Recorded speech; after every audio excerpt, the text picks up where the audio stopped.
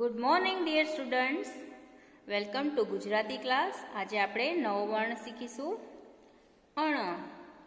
અને અણથી બનતા શબ્દ અણ ફેણનો અણ અને અણથી બાણ. આ બાણ છે એટલે એરો અને ફેણ એટલે હુડ ઓફ સર્પેન્ટ. ઠીક છે. હવે તમારે આને ટ્રેસિંગ કરવાનું, 2 લાઇનમાં ટ્રેસિંગ કરી દેવાનું. આ રીતે લખવાનું છે. જે ડોટ ડોટ આપેલા છે એના ઉપર તમારે સરસ રીતે ઘૂંટવાનું. જ્યાં સુધી તમને જાતે લખતા ના આવડે ત્યાં સુધી એના પર ઘૂંટિયા કરવાનું. બરાબર? આ રીતે તમારે 2 લાઇન ટ્રેસિંગ કરી દેવાની અને પછી તમને જાતે લખતા આવડી જાય એટલે અહીંયા 3 લાઇનમાં 1 2 3 1 2 અને 3 જે બ્લુ લાઇન આપેલી છે એમાં જ લખીને પેજ નંબર 42 રેડી કરી દેવાનું અને બોલી બોલીને લખવાનું.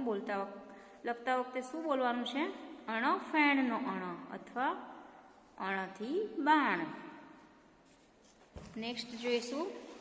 હવે જેટલા વ્યંજન આપણે ભણી ગયા એનું ફરી અહીંયા રિવિઝન કરીશું. લખો એટલે તમારે જે 1 2 3 4 અને 5 અત્યાર સુધી આપણે જેટલા વ્યંજન ભણી ગયા એને ફરીથી રિવાઇઝ માટે લખવાના, એટલે તમને પ્રેક્ટિસ થઈ જશે. આ શું છે?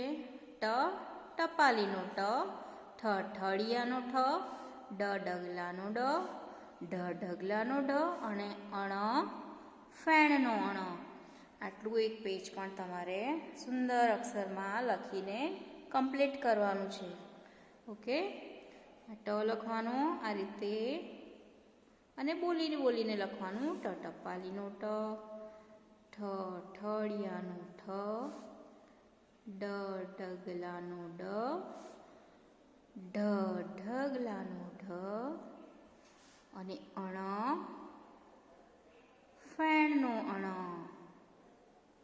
રાઈટ?